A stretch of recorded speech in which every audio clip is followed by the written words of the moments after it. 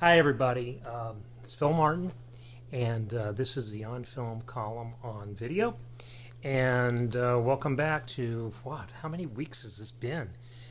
Well, it's the end of summer season. It would be the end of the summer season had we had a summer movie season. We would be in the doldrums of horse latitudes now. We would be watching the kinds of movies that get released when nobody has very high hopes for them.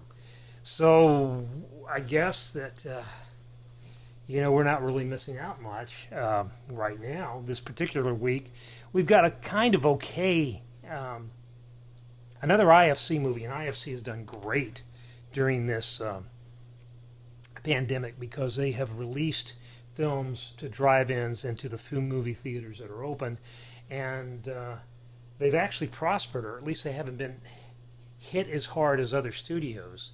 And it's sort of a kind of an interesting little success story, the niche they've filled, and that people want new product, and they're releasing these films like The Rental and whatever it was last week, which I can't remember already.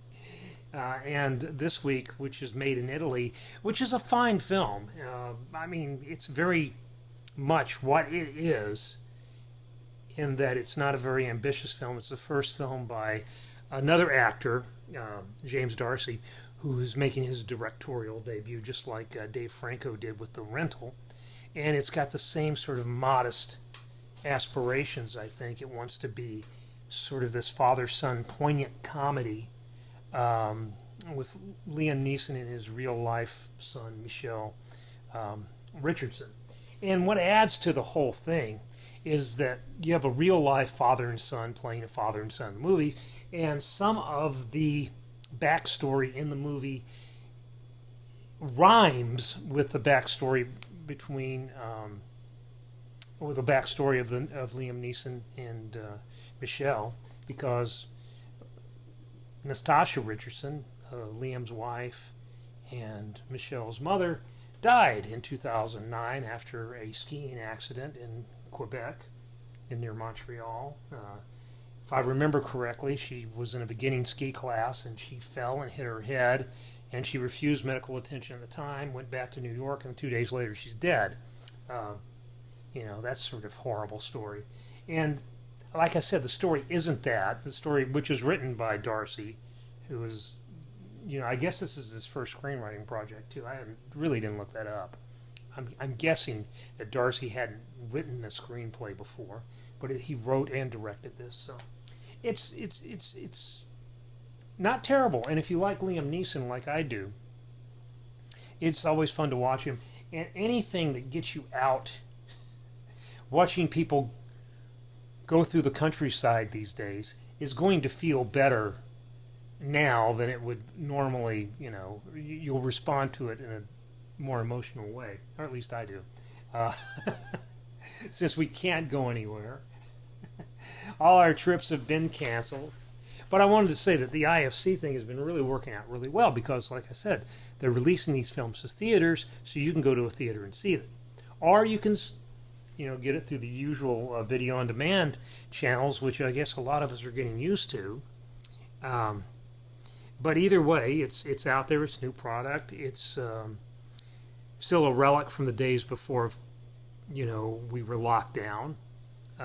We haven't really seen any lockdown movies yet. I mean, there have been a few released. I have not watched them. Movies done on Zoom and stuff like that. But they're coming, and just like there were 9/11 movies coming after 9/11, it's interesting to see how this is going to play out. How will we dramatically represent this in the future? I don't know. I think that you've already seen, like, if you go back and watch some things, like, it seems like there are a lot of things that correspond to our present situation in the old movies. Anything you watch now, you'll find things that sort of remind you of this. I'm thinking of the J.K. Simmons show, Counterpart, which a whole subplot is there's an alternate world, alternate Earth that's broken off this timeline that we're on, and that world suffered this pandemic that killed like 20% of the world's population. So, and you watch that and you see the public service announcements from that other world, the Earth B, or whatever you want to call it, where the kids are wearing masks and where one kid starts coughing and everybody moves away from him. And, it's interesting. It's interesting how these things crop up again, because pandemics aren't unthought about, unheard of, unknown. It's just that most of us can't remember living through one like we're living through this one right now. So, anyway, like I said, it's a dead movie time in the best of times, early August. I mean, there will be things coming out. There'd be horror movies. There'd be, teen sex comedies. There'd be unpromising kind of dramas. There would be movies sort of like Made in Italy coming out, because Made in Italy is obviously a modest production. It's not going to win any awards. It's not going to make anybody's name. It's a nice demonstration that James Darcy can make a movie. Maybe he needs a better screenwriter. Maybe he needs more money. I don't know. It's a mild experience. It's not anything to make you stand up and cheer, but it's not, I mean, you got to respect, that he did it.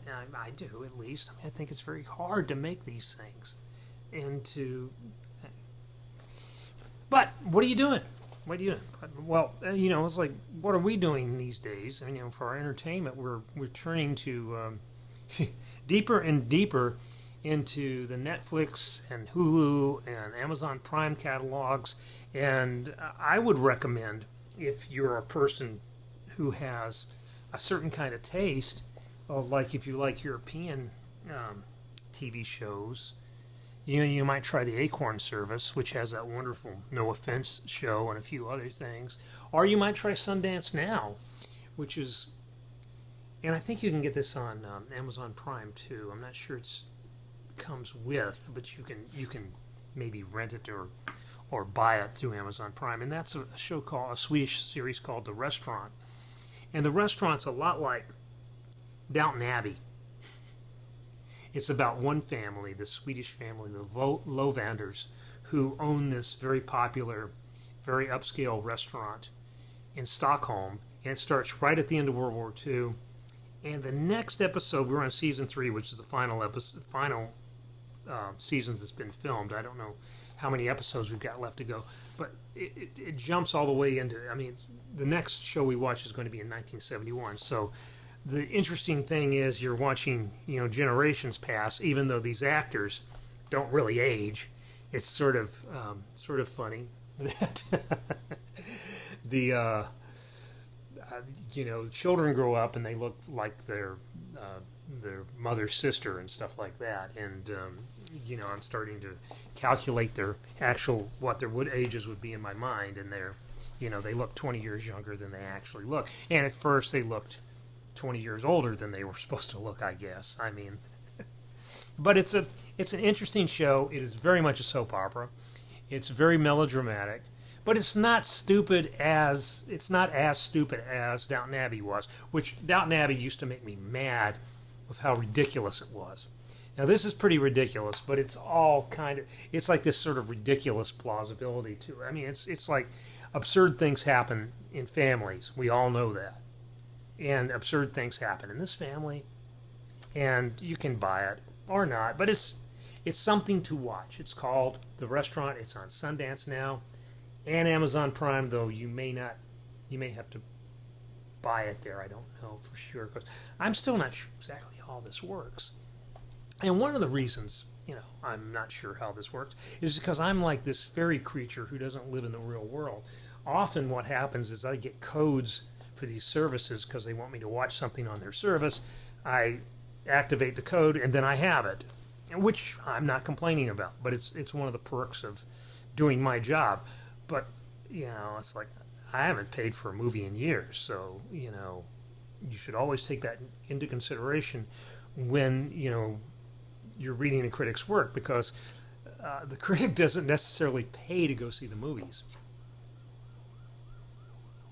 Siren outside. Okay, here we go. And I'm going to cut it short this week. I mean, I don't know what the optimal length is for these things. I'm not getting a whole lot of feedback from you folks. I know some of you are watching it, and I suspect that a lot of people click on it for a few seconds and see me and get off. But anyway, and there's no dog this week because they're all downstairs, and I don't know why I can't get them to come up with me. I've tried luring them up with love and attention. Not food yet. Haven't tried that. But they're downstairs with their mom. Okay. So, next week, we'll be back. We'll probably still be here. Stay safe. And be strong. It's not going to last forever. We got sports back, sort of. We got the NBA back. Got the NHL back. Kind of got baseball back. Kind of. So, and Tenet is going to open in China, maybe here in September. We'll see.